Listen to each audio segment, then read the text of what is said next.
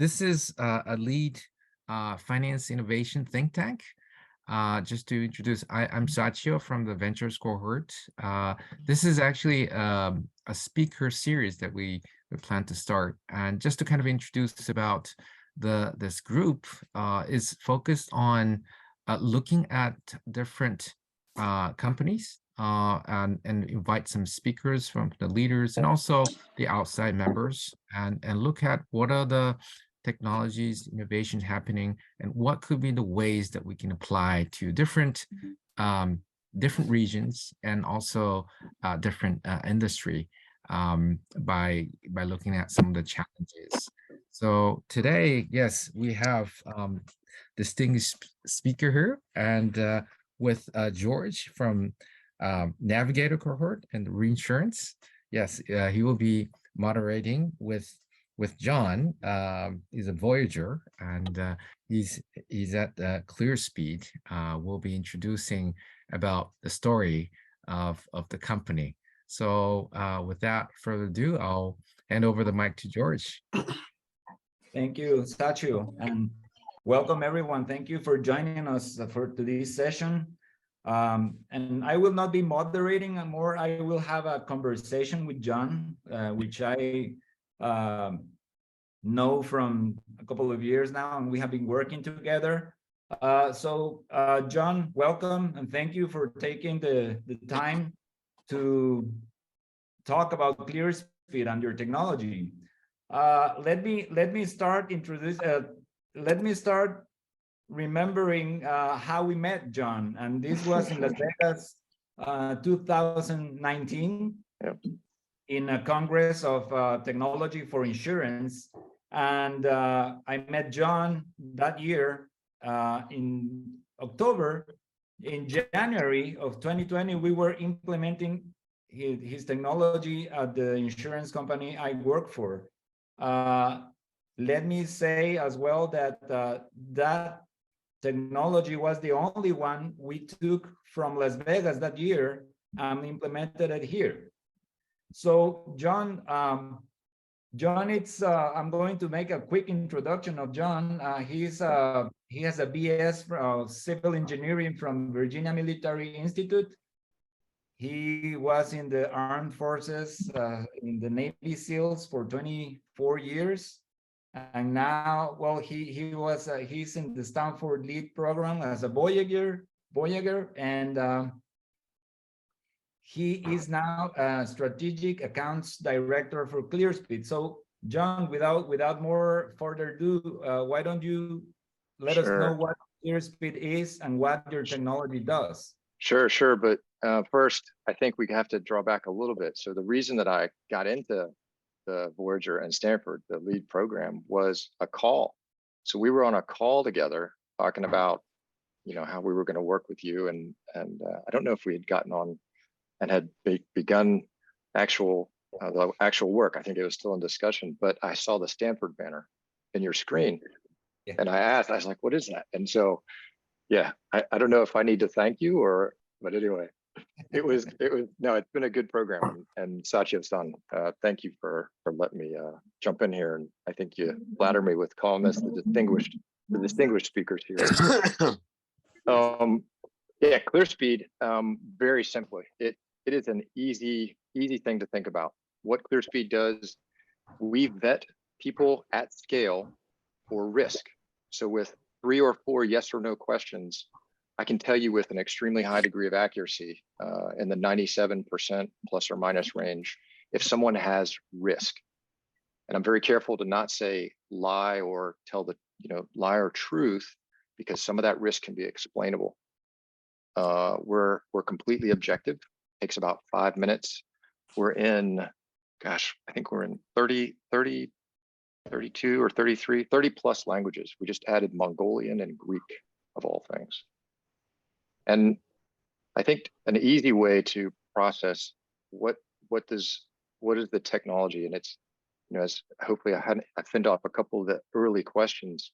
We are industry leaders. We are creating an industry. It's almost a category creator, right? What the the main focus we have is insurance. And we set out with a military background, a military focus, working into the government. But we found from two reasons: the business case, it just made more sense because the amount of fraud that is out in the world around insurance is so high. And it's easy to show. So we work around the claims process primarily. Someone submits a claim and we can ask simple questions like, is your claim accurate?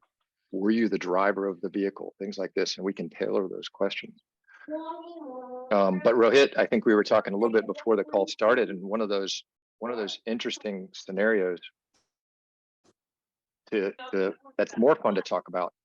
I think somebody's got their, if you could go on mute, somebody's got their background going. I think it's. Yeah, but it's okay. So another interesting use case, and this takes 10 seconds, and this helps solidify how we're used, is we began working with the European Boxing Federation. So European Boxing Federation had a problem with the judges and the referees fraudulently calling these boxing matches. And so we went in and tested not only the athletes for performance enhancing drugs to ask them questions like, are you taking performance enhancing drugs? But we also went into the referees and judges and asked them, are you taking a bribe?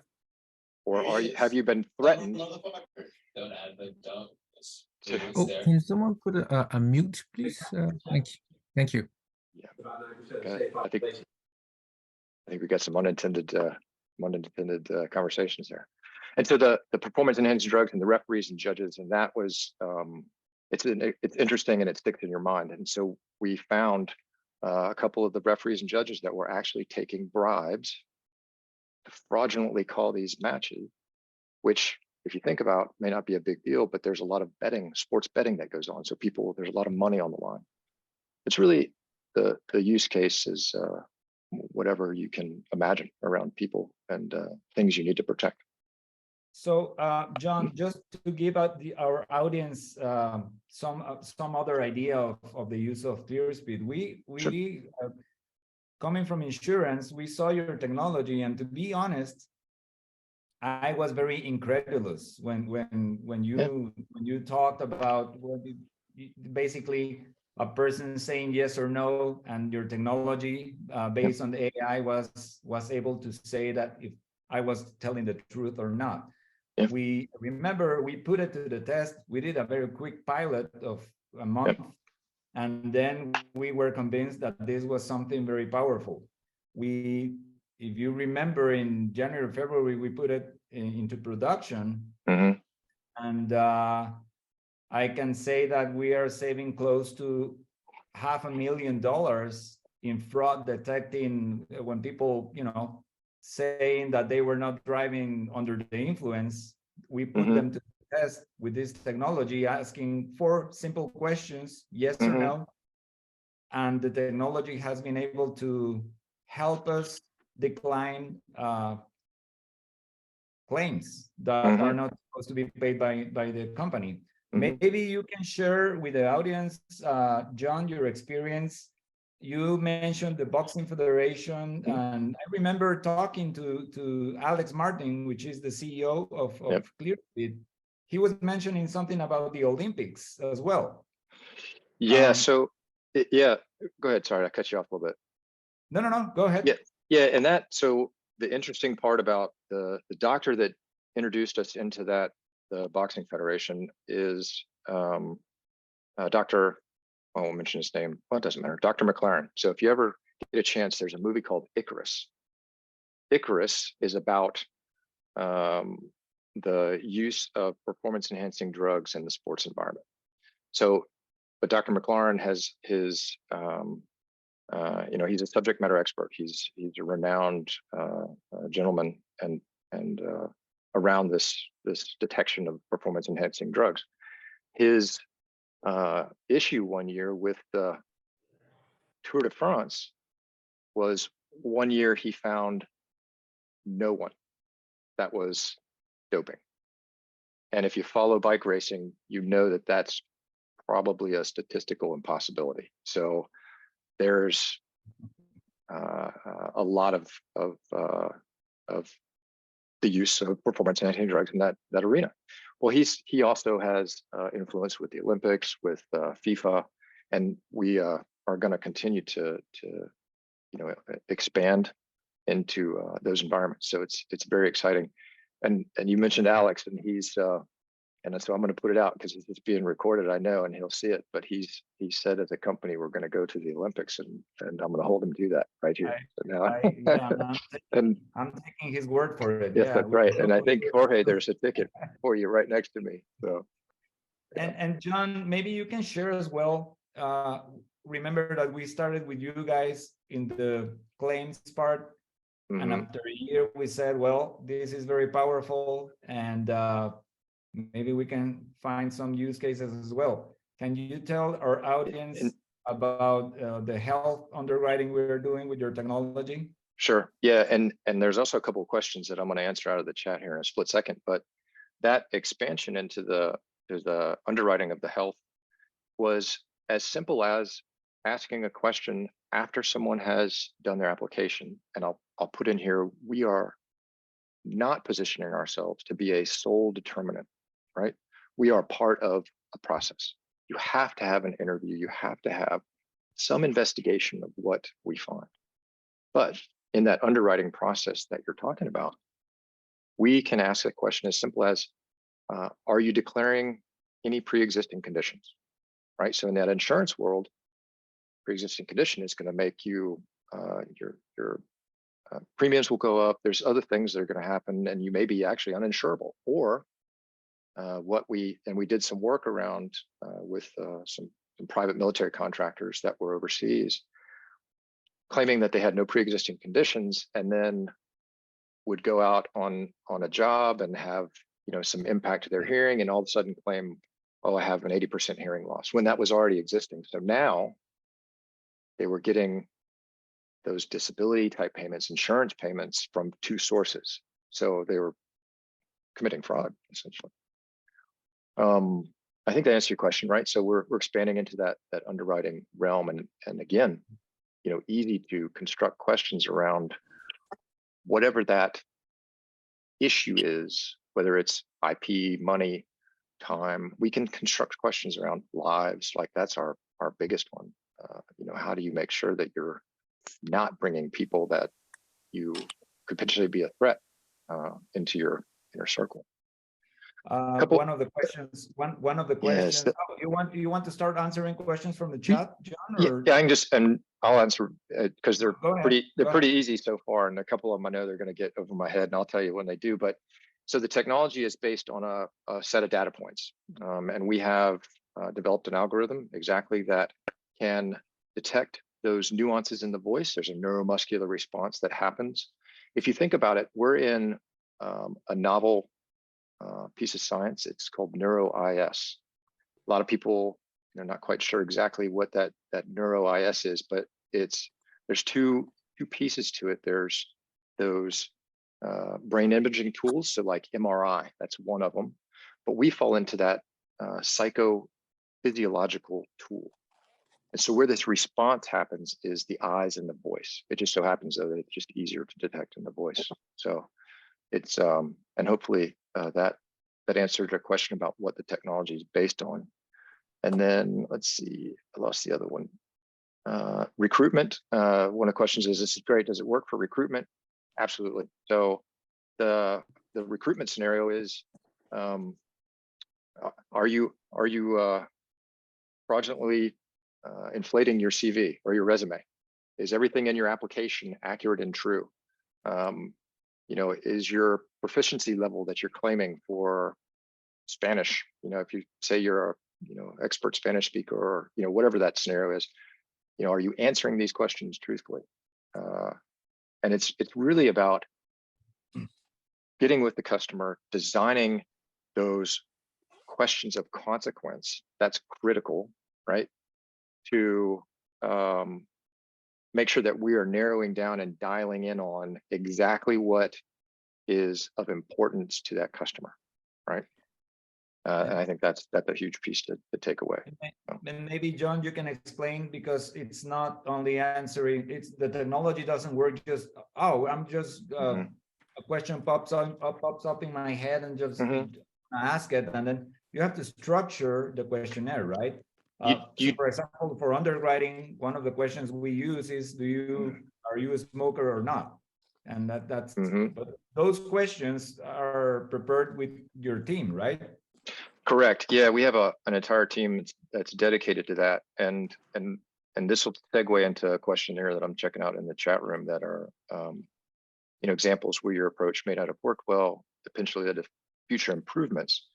So two parts: the team, and that's the mainstay of our folks, of our employees, is that operational piece where they come in and they work with the clients and very hands-on, interpreting results, making sure that we're not just handing you some information, because we can just hand you information and it's not usable intelligence, right? So we're helping you sort through and sift through that info, and it's presented extremely cleanly so that it's very apparent where your potential issues are.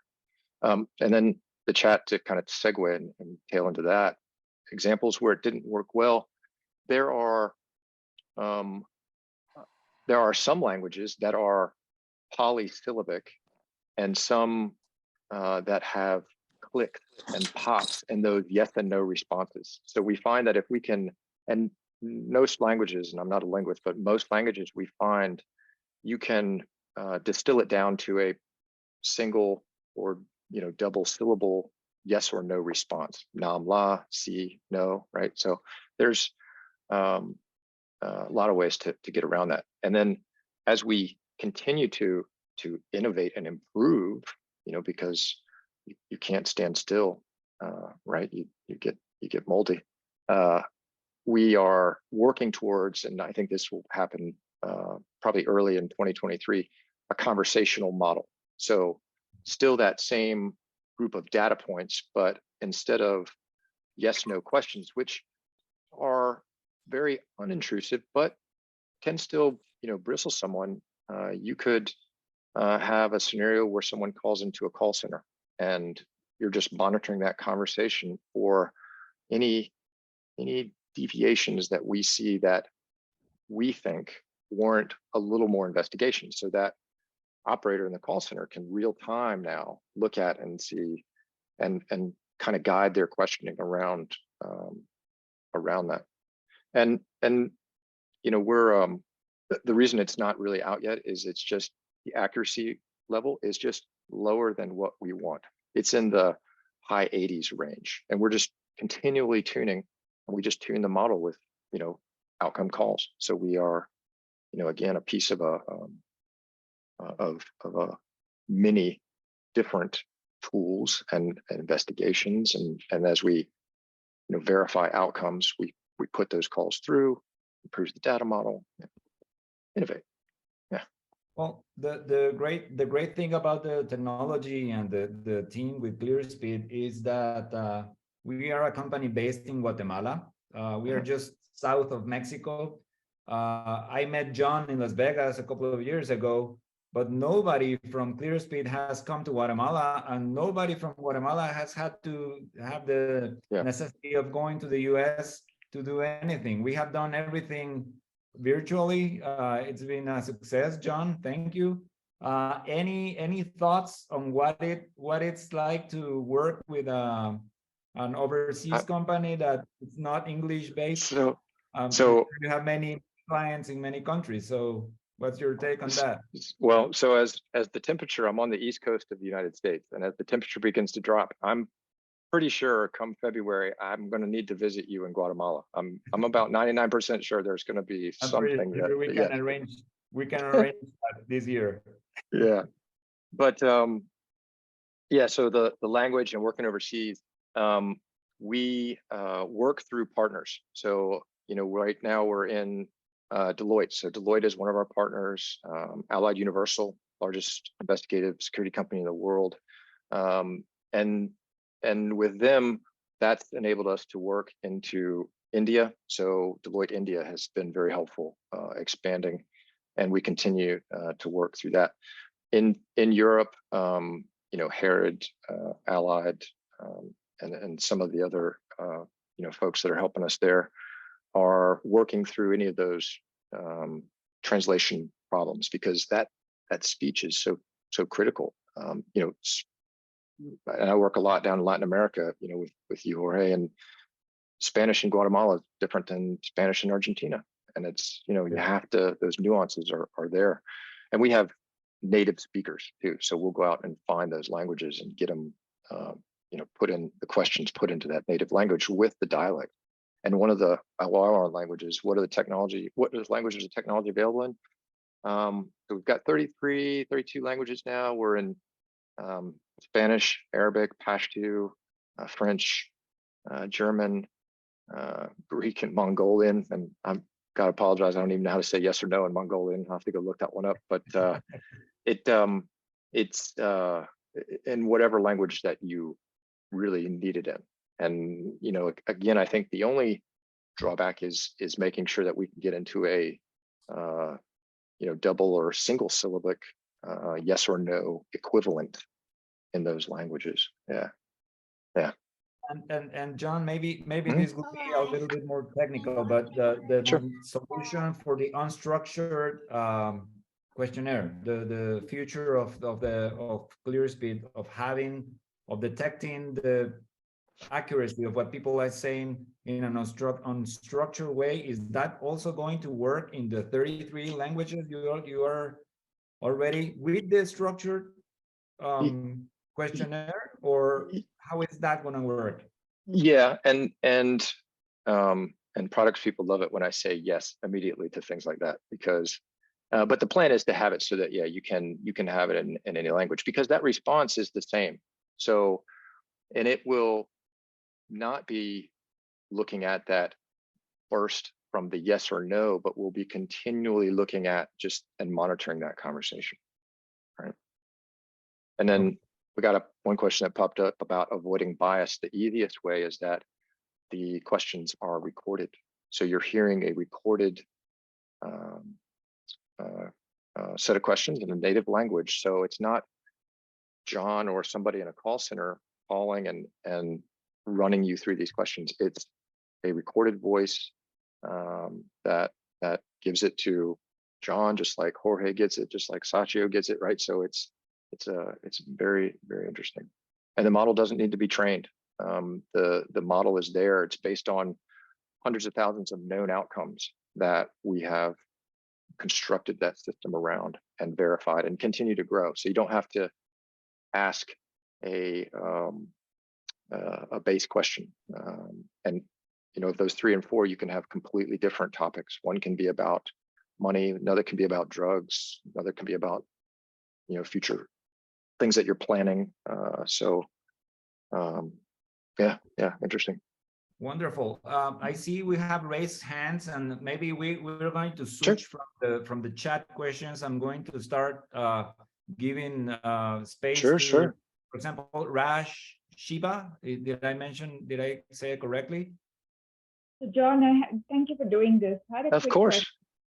question on what do you do with all this data? What are the what are you falling under? Because if you're doing cross-border stuff, then you're going to run into MiFID, you're going to run into a lot of different kinds of issues, depending on who you're doing it for, how you're recording and tracking that data, what are your retention requirements. And I think you're referring to like GDPR and the privacy rules and regulation.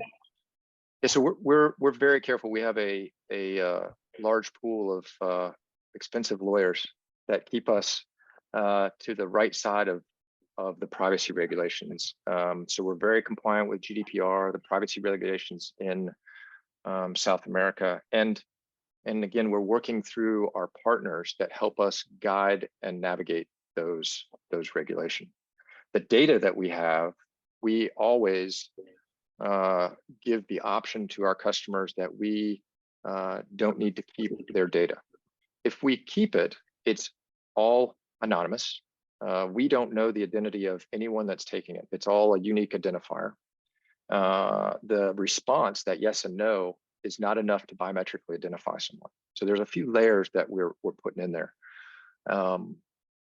Hopefully that answered your question. Did it hit on it? and that'll continue to be, that privacy. We're aware. I don't want someone to, have my data, and we're definitely not selling data. There's no, and then we don't have anything that we could sell around it. It wouldn't be anything worthwhile. Not true. You guys have a ton of data, because I'm looking at your Clearspeed privacy note on your website, and it's, you've touched on a lot of this stuff, but you're gonna, even if it's deaggregated, and even if it's de-identified, and you're saying it's aggregated data, these are the sort of things that there's a lot of regulatory scrutiny on. So, right. Because yours is still a new company and new areas, under the radar to some extent, but yeah, I think we were under the radar for a while, but we've gotten a lot of scrutiny now. So the U.S. government, so we have without going into exactly which ones, U.S. government is definitely a user, and our partner, the Deloitte, the Allied, they've done the due diligence on us to look at not just does it make sense for a business model, but are they willing to sign up and put their name behind it? And it's and I think what you're alluding to, it's a continual something we need to monitor. Yeah, we can't get lazy with it. Yeah, because this is whenever you start something, and there's then that goes through the whole regulatory pipeline, and the final version is going to be a little different, but at least there's going to be some ironing out of stuff. And it's one of those things that well, I was going to say I'm glad I'm not a lawyer around, but they are paid very well to make sure that we're compliant with that, and it is a full-time job. It sounds like you're very familiar with it. So yeah, very much. Thank you, Raj. We're gonna go with Rohit Pai. Do you have a question, Rohit? Yeah, I have a simple question. What is your business model? How do you engage with customers? How much do they pay? Is it monthly subscription? Sure. So we work on a per call basis, and so best case for us, and I'll just use insurance as the example, but it can be put into any vertical, any sector. An insurance company will help them estimate, how many calls, how many claims are you processing a year, and if they want to, we can work. We can work at the beginning. So if you're familiar with insurance market, we can be in that first notice of loss, right up in the front end, and then very quickly screen through and show their SIU, that special investigative unit, where to focus their attention, while we're fast tracking and streamlining and paying the 80% that we can tell you with a high degree of accuracy that are clear and you should pay, but per call. And then we work with our resellers, and there's a market normal split that we'll work through, and a lot of variety. All right, thank you. Yeah, yes, That's sir. great. Interesting. Of course. Okay, well, thank you, John, and thank you, George, for a great introduction about this great series. Yes, sir. And yes, there's a lot of learning that we had for today's discussion. And moving forward, we will plan to actually have a speaker event series, and next time we're planning for the Brazilian digital bank, hopefully happening in a few weeks from time. And we're definitely also looking for leaders who would like to reach out to someone that you would like to have to present for this session. Please feel free to reach out to us.